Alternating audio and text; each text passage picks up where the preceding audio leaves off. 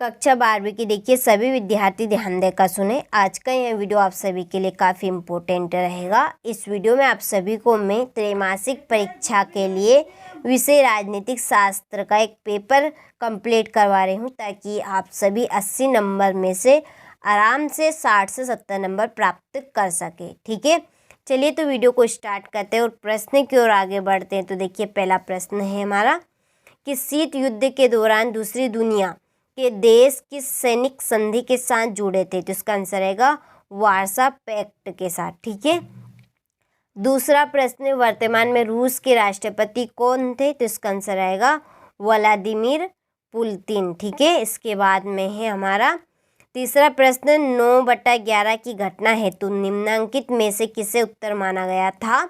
तो इसका आंसर रहेगा अल-कायदा को। ठीक है, इसके बाद में चौथा प्रश्न, निम्नलिखित में दक्षिण एशियाई देश नहीं है?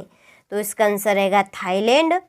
अगस्त को जब पाकिस्तान संगठन बना तब उसका उद्देश्य क्या था? तो उसका उद्देश्य था सदस्य राष्ट्रों के मध्य परस्पर आर्थिक सहयोग।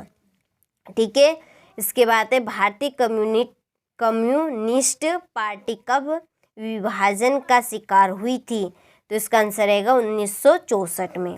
चलिए आप जल्दी से यहाँ से स्क्रीनशॉट ले लीजिए, यदि स्क्रीनशॉट नहीं लिया हो तो, और अच्छे से आप कंप्लीट कर लीजिए। ठीक है, इसके बाद में हमारा अगला प्रश्न है कि 5 देश, एक तो आसियान के संस्थापक सदस्य थे, 5 देश आसियान के संस्थापक थे।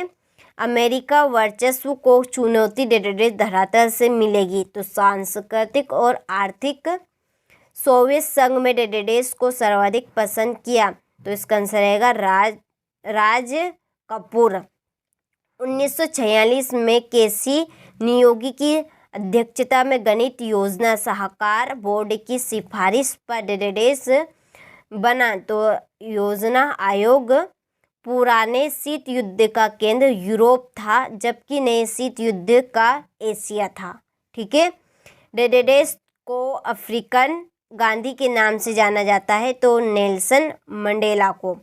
जय जवान जय किसान का नारा डेडेस ने दिया था। तो ये नारा सभी को पता है कि किसने दिया था। तो ये नारा दिया था लाल बहादुर शास्त्री ने। ठीक है, चलिए तो आप यहाँ से स्क्रीनशॉट ले लीजिए और अच्छे से कंप्लीट कर लीजिए।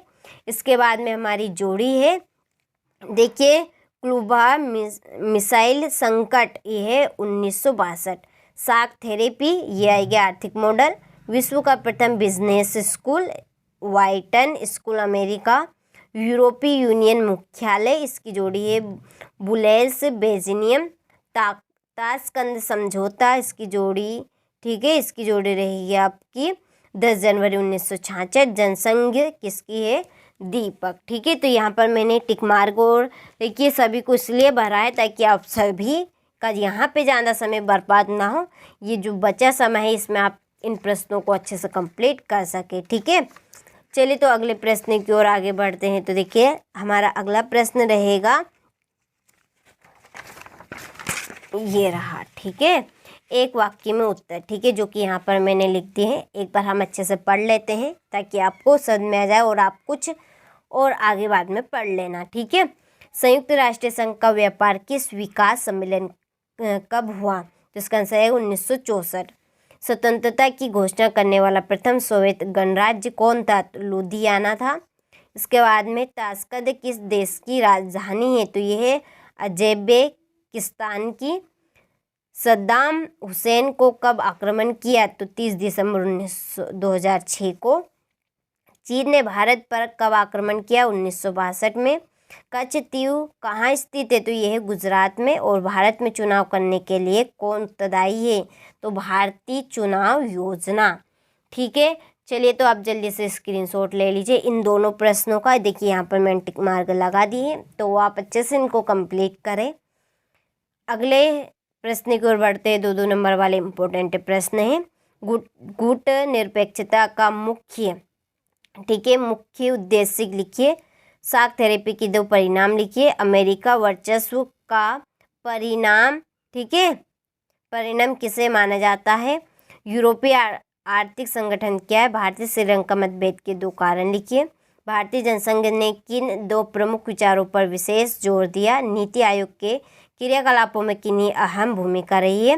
भारतीय विदेश नीति का मुख्य सिद्धांत लिखिए। श्रीमती गांधी ने विश्व कार्यक्रम की शुरुआत कब की थी? ठीक है, यूरोपीय यूनियन के महत्वपूर्ण संस्थापक कौन थे? चलिए, तो ये हमारे 2-2 नंबर वाले इम्पोर्टेंट प्रश्न हैं, तो आप सभी ने स्क्रीनशॉट ले लिया होगा। इसके बाद में है शीत युद्ध के अर्थ एवं प्रकृति को संक्षेप में समझे। अलकांदा प्रति संक्षिप्त टिप्पणी। इसके बाद में यूरोप संघ की 3 विशेषता। भारत की विदेशी नीति के लक्षणों पर प्रकाश डालिए। 1970 के दशक में इंदिरा गांधी की सरकार किन कारणों से लोकप्रिय हुई? ठीक है, यह क्वेश्चन नंबर 22 और यह 23। अमेरिकी वर्चस्व के रास्ते में आने वाले अवरोधों को संक्षेप में बताइए। ठीक है, तो मैंने आप सभी को राजनीति शास्त्र के पूरे प्रश्न कंप्लीट करवा दिए हैं। अब आप सभी की जिम्मेदारी कि आप सभी इन प्रश्नों को अच्छे से कंप्लीट करें और पेपर से पहले एक बार आप इन प्रश्नों को पढ़कर जाइएगा। ठीक है, चलिए, तो आप अच्छे से कंप्लीट कीजिएगा।